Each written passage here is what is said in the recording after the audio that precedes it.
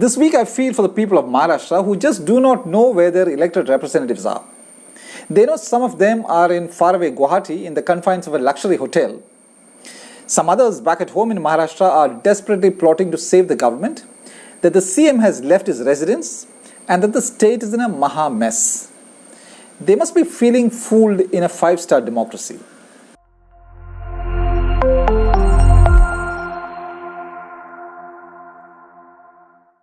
Poor Maharashtrians who do not know where many of the MLAs they elected in 2019 are today. They know some of them had fled to Surat, some 300 kilometers away, and then feeling unsafe there, fled another 2,600 kilometers to Guwahati. Here's the NDTV report about MLAs being literally on the run at the Surat airport to air dash to Guwahati.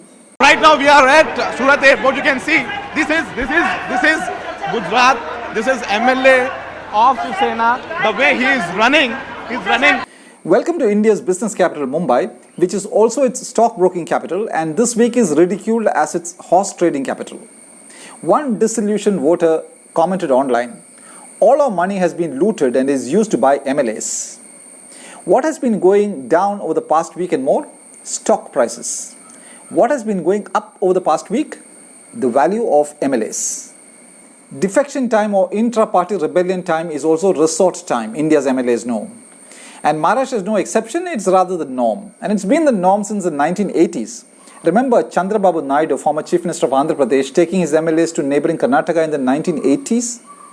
Since then, resort politics has been played out by virtually every party in the country, including earlier this month by the Congress when it moved its lawmakers in Rajasthan to a luxury hotel in Udaipur. What do people's reps do when they put up at these luxury hotels for days together?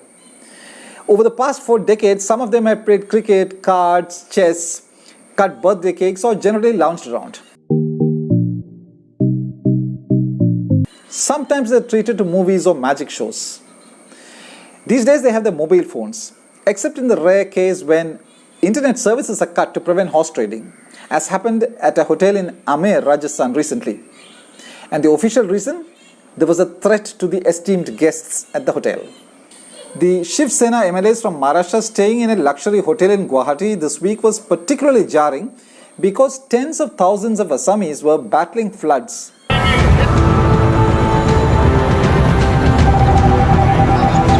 While the Shiv Sena MLAs were immersing themselves in the comfort of 70-odd luxury rooms, costing some 5.6 million rupees. Northeast now reported that their expense for a week would be over 11 million rupees. Political writer Sudhir Suryavanshi was quoted by the BBC this week as saying, "The ethics, principles and commitment to ideology and party does not play a role now. Each elected representative wants to remain in power." Maharashtra has India's largest gross state domestic product valued at 3.07 trillion rupees. Well ahead of UP's 1.94 trillion and Tamil Nadu's 1.92 trillion. But that's not the whole picture. The number one GSDP state of the country simply watched without lending a helping hand when in 2020 during COVID time, millions of workers from other states who worked in Maharashtra, moving the greasy, grimy wheels of the number one economy, had to walk home hundreds of miles on foot. Unemployment is also troubling Maharashtra's youth.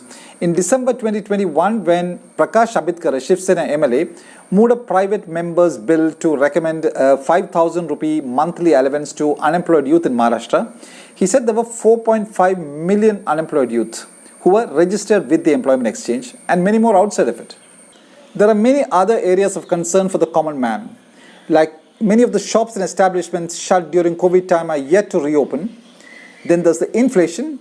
And on Sunday alone, there were 6,493 fresh COVID cases and 5 deaths, all of them in Mumbai. For India's people's representatives, drunk on power, all of those issues can wait while they relax in five-star environs, exploring constitutional loopholes to come to power. And in a status upgrade for the rebel MLAs, the governor has ordered Y plus security for them.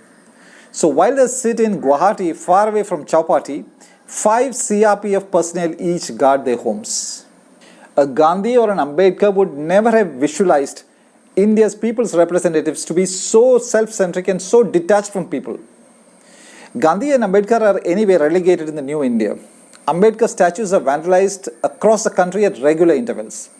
And this is how Students' Federation of India activists treated Gandhi's photograph when they stormed Rahul Gandhi's office in Wayanad, Kerala this week. People's representatives in India now run away from the people to plush resorts in Udaipur, Bengaluru or Guwahati. Who knows, one day they'll think international and go to resorts in Singapore or Dubai. And God forbid that day when they'll all run to London and run India's democracy from there, giving us that pre-1947 feeling when we were ruled from London. Samuel Johnson famously said, "Patriotism is the last refuge of the scoundrel."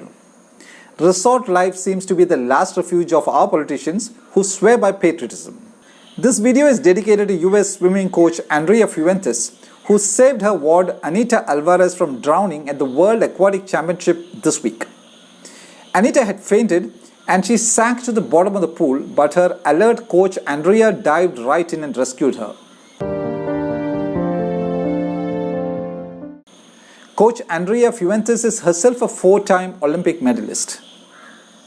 Wish our MLAs and MPs were as concerned about us, from sinking under the combined weight of inflation, jobs crisis, stock market crash, rupee fall and COVID altogether.